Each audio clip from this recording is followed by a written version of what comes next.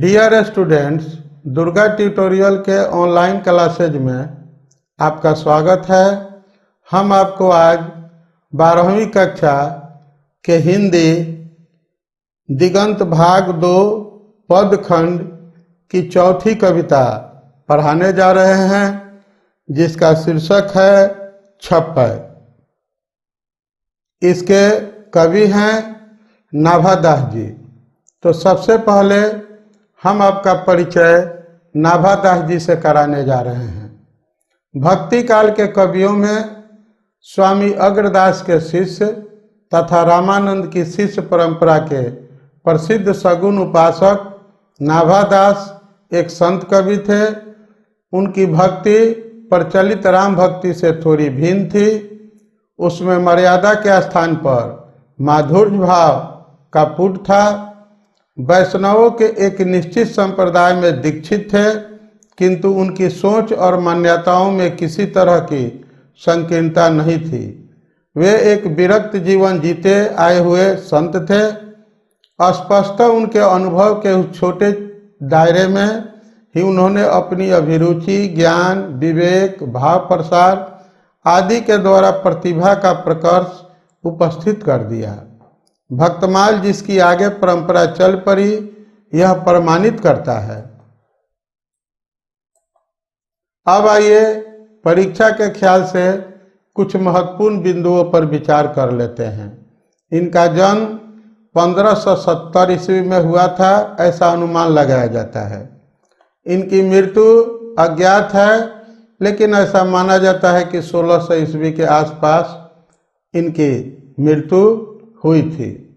इनका जन्म स्थान सांप्रदायिक मान्यता के अनुसार दक्षिण भारत में हुआ था। शैशव में पिता की मृत्यु हो गई और अकाल के कारण माता के साथ ये जयपुर राजस्थान में आए कर रहे। दुर्योगवश माता से भी इनका बिछोह हो गया। तब इनके जो गुरु थे, वही इनको पाले पोसे भी और उन्हीं की देख रेख में ये स्वाध्याय प्राप्त किए और सत्संग द्वारा ज्ञानार्जन ये किए। इनकी रुचि लोक भ्रमण, भगवत भक्ति, काव्य रचना, वैष्णव दर्शन और चिंतन में विशेष रूप से थी। स्वामी अग्रदास जी, जो स्वामी रामानंद के शिष्य परंपरा के प्रसिद्ध कवि थे, इनके दीक्षा गुरु थे। इनका स्थायी निवास वृंदावन था।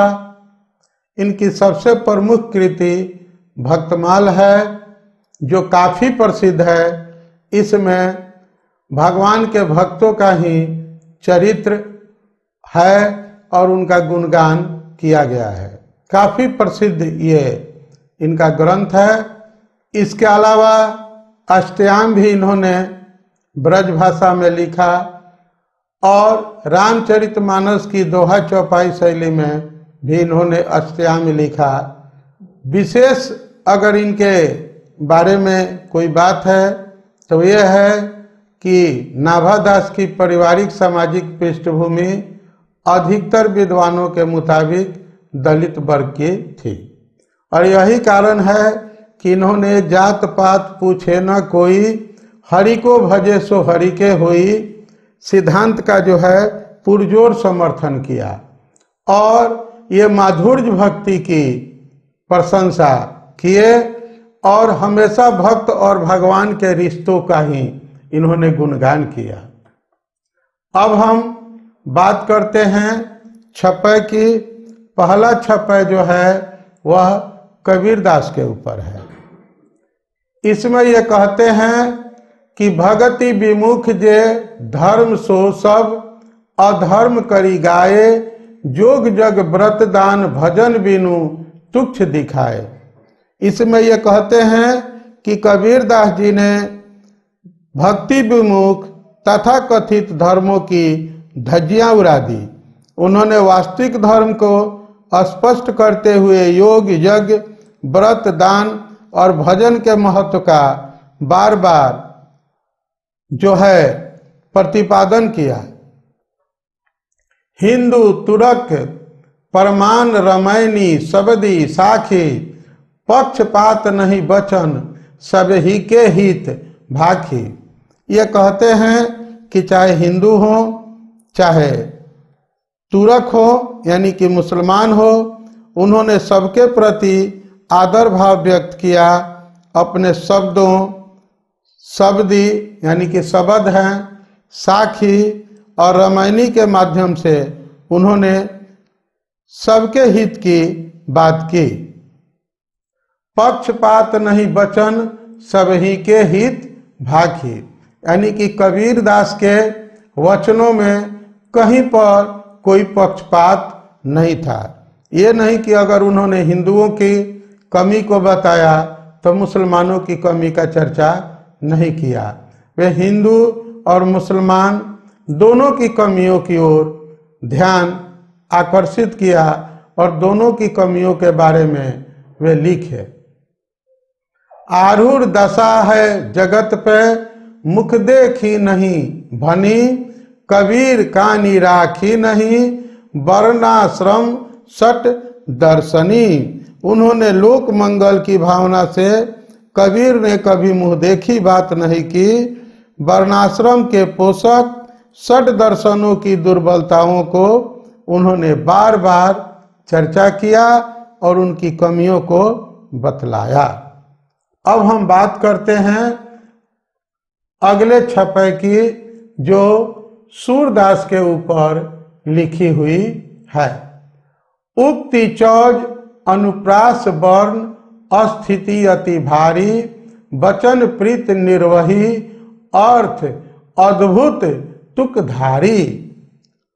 ये सूरदास की कविता जो है, इसमें ये कहते हैं कि उनकी कविता को सुनकर ऐसा कौन होगा जो प्रभावित नहीं होगा, क्योंकि उनमें अनुप्रास है, उनके वचनों में गूढ़ता है, अद्भुत तुकबंदी है, प्रेम की झलक है। प्रतिबिंबित दिव्य दृष्टि हृदय हरि लीला भासी, जन कर्म गुण रूप सबही रसना प्रकाशी। उसमें भगवान की दिव्य लीलाओं का प्रतिबिंब है। हृदय से उन्होंने हरि की लीला का वर्णन किया है। भगवान के जन्म से लेकर और प्रस्थान तक की लीला का अद्भुत विवेचन है। विमल बुद्धि हो तासु की, जो यह गुण श्रवणी धरे। जो भगवान की लीलाओं को सुनता है और हृदय में धारण करता है, उसकी बुद्धि निर्मल हो जाती है। सूर कवित सुनी कौन कवि, जो नहीं सिर चालन करे। ऐसा कौन सा कवि होगा जो सूर की कविताओं को सुनकर सर नहीं डुलाएगा, यानी आनंद का अनुभव नहीं करेगा। आगे बढ़ते हैं। ये तो शब्दों के अर्थ की बात हुई। अब आपके लिए हम कविता का भावार्थ जो है दे दिए हैं। आइए इसको भी समझा देते हैं। छपै शीर्षक पद कबीर दास और सूरदास जी पर लिखे गए छपै भक्तमाल से संकलित हैं। छपै एक छंद है जो 6 पंक्तियों का होता है, गेय होता है, यानी गाने जोग होता है। ये छपै नाभादास जी की अंतर्दृष्टि, मर्म ग्राहिणी प्रज्ञा, सारग्रही चिंतन और विदग्ध भाषा शैली के नमूने हैं। प्रस्तुत छपै में वैष्णव भक्ति की नितांत भिन्न 2 शाखाओं के इन महान भक्त कवियों पर लिखे गए छंद हैं। इसमें इन कवियों से संबंधित अब तक के संपूर्ण अध्ययन विवेचन के सार सूत्र स्पष्ट अंकित हैं। इन पंक्तियों में कवि की दूरदृष्टि दिखाई पड़ती है, जो विस्मयकारी और प्रीतिकर है। ऐसा प्रतीत होता है कि आगे की सदियों में इन कवियों पर अध्ययन विवेचन की रूपरेखा जैसे तय कर दी गई हो। पाठ के प्रथम छपे में नाभादास ने आलोचनात्मक शैली में कबीर के प्रति अपने भाव व्यक्त किए हैं। कवि के अनुसार कबीर ने भक्ति विमुख तथाकथित धर्मों की धज्जियां उड़ा दी हैं। उन्होंने वास्तविक धर्म को स्पष्ट करते हुए योग, यज्ञ, व्रत, दान और भजन के महत्व का बार बार प्रतिपादन किया है। उन्होंने अपने अपनी शब्दी, साखियों और रामायणी में चाहे हिंदू हो चाहे तुर्क हो, सबके प्रति आदर भाव व्यक्त किया है। कबीर के वचनों में कहीं पर भी पक्षपात नहीं है, उनमें लोक मंगल की भावना है। कबीर मुंह देखी बात नहीं करते हैं।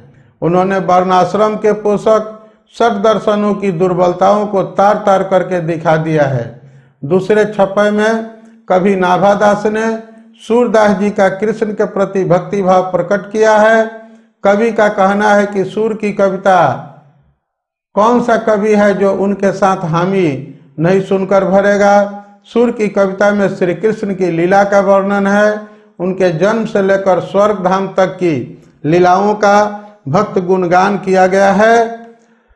उनकी कविता में क्या नहीं है, गुण माधुरी, रूप माधुरी, सब कुछ भरी हुई है। सूर की दृष्टि दिव्य थी, वही दिव्याला उनकी कविताओं में भी प्रतिबिंबित है।